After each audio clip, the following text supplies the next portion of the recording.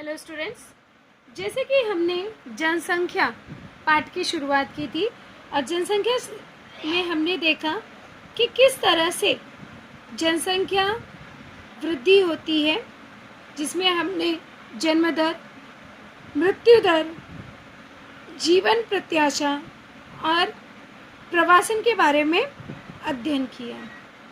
आज जो है हम देखेंगे कि जनसंख्या के लिए जनसंख्या का वितरण किस प्रकार से होना चाहिए। तो जनसंख्या का वितरण के लिए एक एग्जाम्पल है जो आप सभी जो हैं खुद से भी करके देख सकते हैं।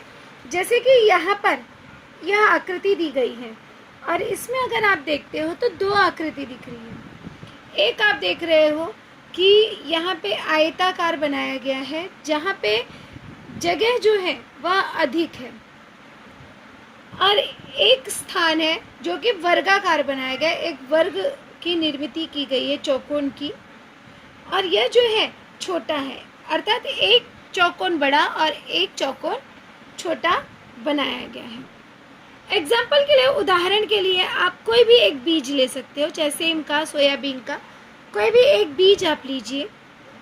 अब यह जो है इसे मान लेते हैं 30 गुणे 30, ये जो है 30 गुणे 30 का एक चौकोन है, और यह जो है उसका आधा है 15 गुणे 15 का एक चौकोन है। अब एग्जाम्पल के लिए हम देखेंगे सोयाबीन का बीज या सेम का बीज, 100 दाने आपको बिखेर कर इसमें डालने हैं और वही 100 दाने आपको यहाँ पर भी डालने हैं। तो अगर आप देखोगे तो इस पर आधारित हम कुछ क्वेश्चन पूछ सकते हैं, जैसे किस चौकोन में बीज अधिक फैले हुए दिखाई दे रहे हैं। अभी 100 बीज जो है आप 30 गुणे 30 के क्षेत्र में डाल रहे हो, अर्थात यह जो लंबा भाग है इसमें आप 100 बीज डाल रहे हो। यहाँ पे जगह जो है क्षेत्रफल, जगह का क्षेत्रफल जो है अधिक है, और यहाँ पे जो जगह का क्षेत्रफल है वो कम है, इससे आधा है। यहाँ पे भी आप 100 डाल रहे हो, 100 बीज डाल रहे हो, तो क्या होगा, यहाँ पे फैला हुआ कहाँ दिखेगा, 30 गुणे 30 में, अर्थात यहाँ पे दूर दूर रहेगा। किंतु अगर हम देखेंगे कि खचाखच भरा हुआ भाग जो है, तो यहाँ पे ये जो दूसरी आकृति दिख रही है जो 15 गुणे 15 का है, जिसका क्षेत्रफल कम है, तो वहाँ पे हमें जो बीज है वह भरा हुआ दिखाई देगा, एक के ऊपर एक दिखाई देगा। अगला क्वेश्चन हम पूछ सकते हैं कि क्या बीजों के वितरण और किसी प्रदेश की जनसंख्या के वितरण के संबंध लगाया जा सकता है? यस, लगाया जा सकता है, आसानी से लगाया जा सकता है।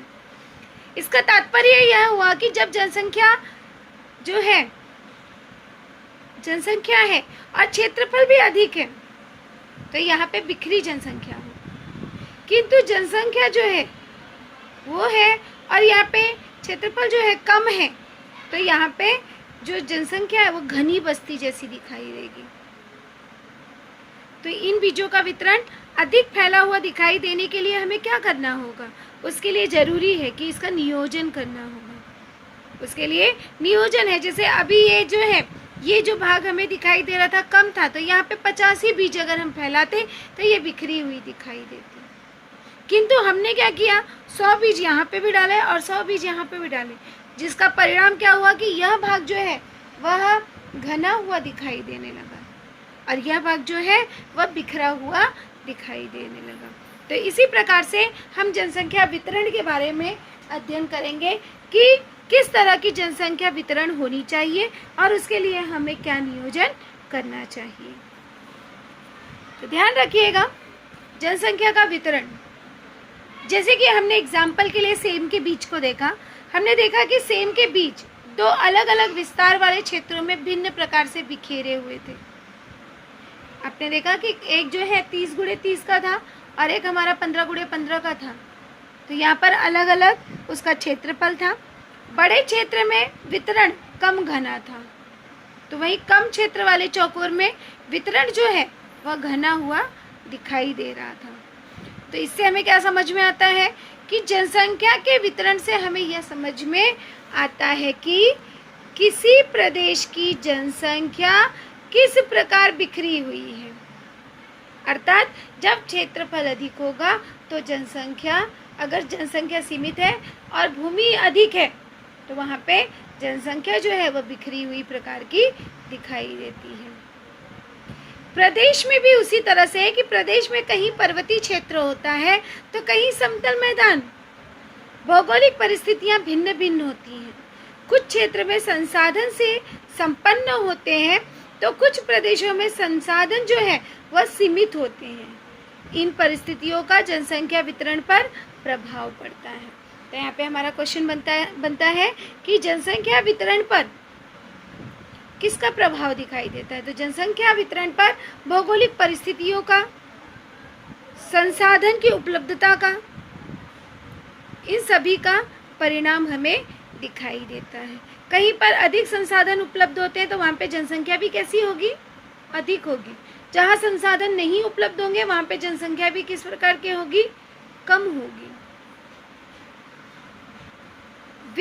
विपुल अर्थात अधिक मात्रा में विपुल संसाधनों के क्षेत्र में स्वाभाविक रूप से जनसंख्या अधिक होती है। जहाँ पे अधिक संसाधन उपलब्ध होते हैं, अर्थात जहाँ पे साधन व्यवस्था अधिक होती है तो उस क्षेत्र में जनसंख्या अधिक होती है। तो यहाँ पे क्वेश्चन बनता है कि किन क्षेत्रों में जनसंख्या अधिक पाई जाती है। तो किन क्षेत्रों में जनसंख्या अधिक पाई जाती है, विपुल संसाधनों के क्षेत्र में जनसंख्या अधिक पाई जाती है। जहाँ पे संसाधन की मात्रा अधिक होती है वहाँ पे जनसंख्या भी अधिक पाई जाती है। इसके विपरीत जिन प्रदेशों में संसाधनों का अभाव होता है अथवा अनुकूल जलवायु के अभाव के कारण अथवा भूमि अधिक असमतल अर्थात पर्वतीय क्षेत्र होने के कारण जनसंख्या कम होती है और ऐसे प्रदेशों में जनसंख्या का वितरण विरल होता है। यहाँ पे भी हमारा एक प्रश्न बनता है कि जनसंख्या का वितरण विरल किन स्थानों पर होता है।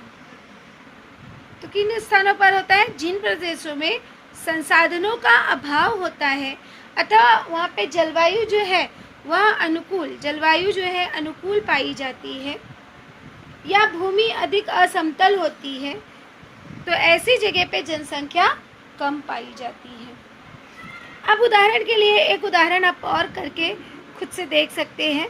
जैसे 2x2 वर्ग मीटर आकार का चौकोर बना लो आप, ये आपको करके देखना है। और इस चौकोर में पहले 2 विद्यार्थी को खड़ा करें और फिर थोड़े थोड़े समय में 4, फिर 6, फिर 8, फिर 10 इस तरह से बढ़ते क्रम में खड़े कीजिए। तो आप क्या पाओगे।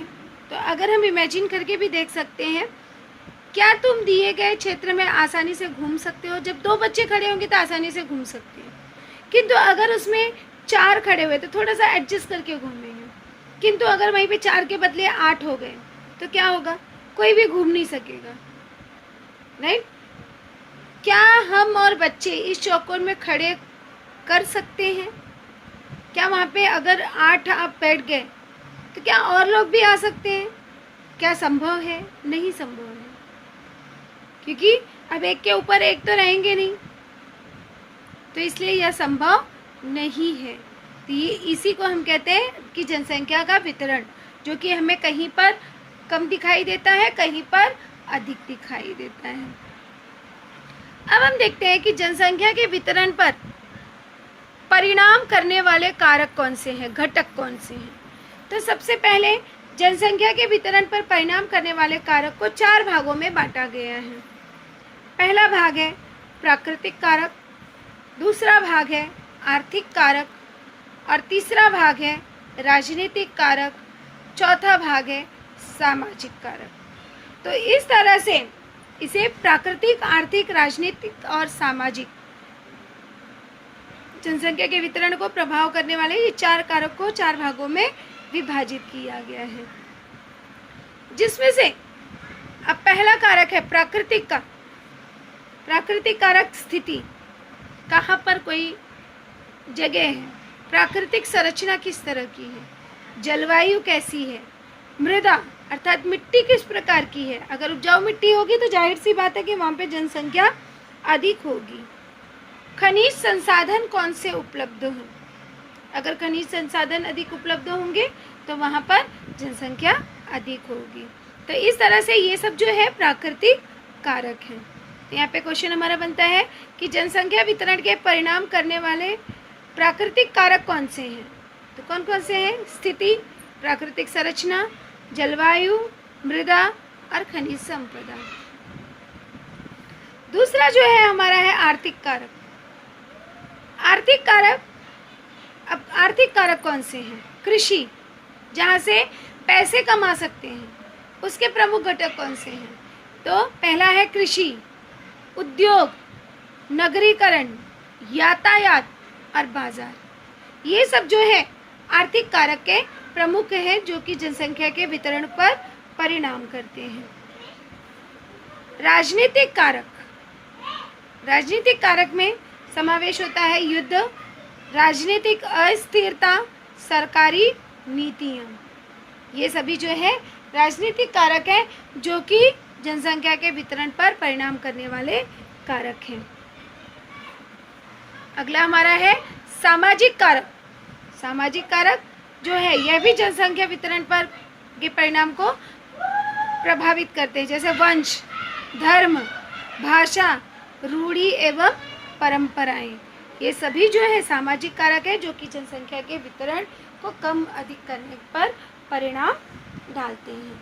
तो इस तरह से हमने देखा कि जनसंख्या वितरण जो है किस तरह से की जाती है।